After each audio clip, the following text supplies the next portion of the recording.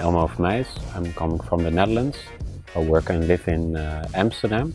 I'm educated as a designer, mainly focused on spatial design. Since 2006 I have my own studio, in which I do projects based on local potential of a certain area. And from actually making an inventory on that, I try to combine those local parties into like a design process and execute spatial design.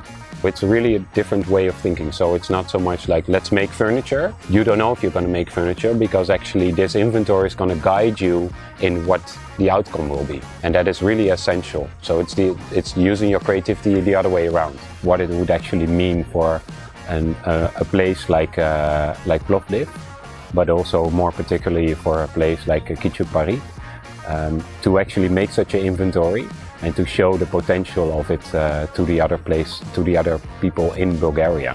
Well, it's the place inhabited by refugees, people who escaped from the wars. Presently, it has grown to be the biggest neighborhood of Plovdiv, and now it has grown to be the biggest part of Plovdiv. To me, it's the heart of Plovdiv. You can walk down those streets and feel as if you go 100 years back in time, and it can teach us, I think, a lot about human beings in general. What we do is actually using the materials to connect different local stakeholders, try to reconnect them.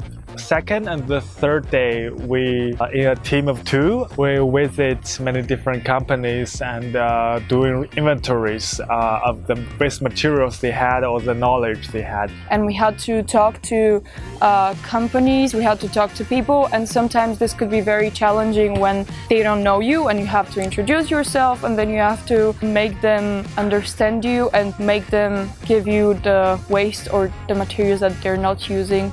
Right now we're painting the facade of the place here. It's called Chitalište Trachea. It needs some renovation, so we're trying to make something beautiful out of waste materials. So yeah. The waste, from an ecological point of view, we are actually just use material as a starting point. I do not really understand the recycling as we all know it. Like you get a plastic, you melt it down, you make something else. I don't think this is the way forward really, because it costs loads of energy as well. I think the more visible way is to really use things and apply them second time or third time to create something new.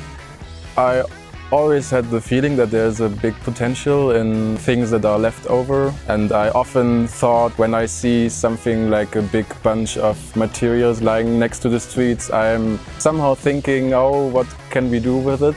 At the beginning, just before throwing it away, we can just look at it and find out what is it exactly, can we use it in some way, and actually by using this design process we can make something beautiful out of it and use it, and don't disrupt all the process, use all the machines that we have, so we can make something unique and use it. It's, I think, a completely new perspective first on how they perceive the place where they are localized, so where they live, for example, or work. And second of all is actually the unrevealed layers of a community. So we're really revealing kind of like the backyard of companies and the way that they actually produce. So we are even like letting the people that we speak to perceive their own company in a different way, because they maybe think, it's waste, but for us it's very valuable.